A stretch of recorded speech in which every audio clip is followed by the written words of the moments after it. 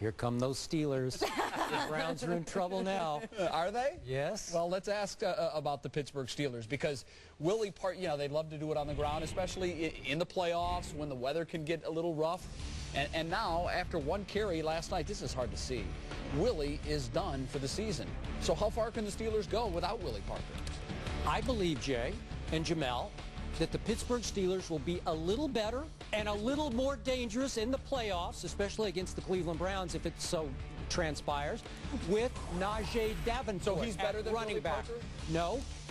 And remember, the unfortunate irony is just last week, Willie Parker said, we have no identity on offense. Well, now they will have more of the old Steelers identity, the pound you down, pound you into submission identity, because now they have a 6'1", 250-pounder who is pretty close to Jerome Bettis. He looks like the boss at times. He does when he's healthy, and he hasn't been healthy all that often, so he's got to stay healthy.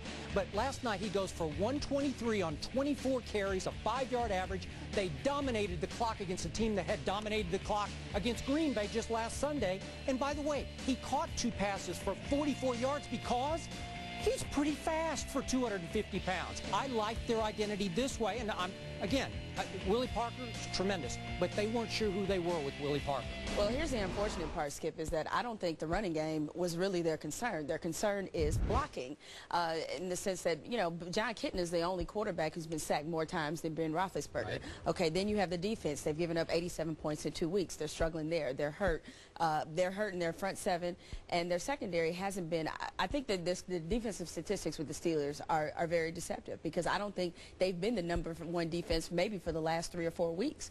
And so while Najee Davenport, I think he's a nice substitute, I don't think he'll be the reason that they don't go as far. Because it for a time. Skip, though, that when you think Steelers football, you think on the ground, pounding running back. He looks like a wrecking ball, much the way he does. But I don't think that'll be their problem. Their problem will be these other holes. If you get what I'm saying, I don't think losing Willie Parker will determine how far the Steelers go, because I don't think they'll go as far because of the other issues. I agree. Najee can't fix the defensive problems, but the offensive line is going to start getting healthy over the next couple of weeks, and they'll start getting that run-first mentality, and I just think they'll be able to control the ball better and keep the defense off the field down the stretch. All of that being said, do either of you see them giving either New England or Indy a football game at all? No, and I think Jacksonville is better than them.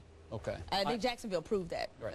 I would agree, but I still say they'll be a little more dangerous, that they'll strike a little more fear with Najee at the running back. All right.